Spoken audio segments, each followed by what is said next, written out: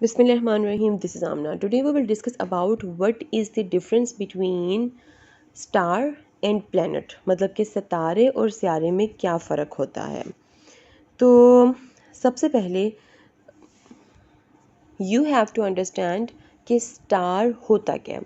Star मतलब कि जो सितारा होता है वो एक एस्ट्रोनॉमिकल ऑब्जेक्ट होता है जो कि लाइट को एमिट करता है, जिससे रोशनी निकलती है।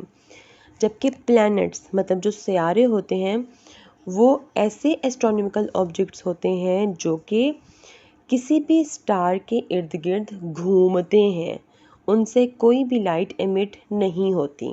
यहाँ पे दी बेस्ट एग्जांपल मैं आपको दे सकती हूँ सूरज की। सूरज क्या है? एक स्टार है, ठीक है। दैट्स वाई सूरज से क्या निकलती है? रोशनी निकलती है। सूरज रोशनी को एमिट करता है। और हमारी जो ज़मीन है वो सूरज के इर्द गिर्द घूमती है, इसलिए हमारी जो ज़मीन है वो भी लाइट एमिट नहीं होती।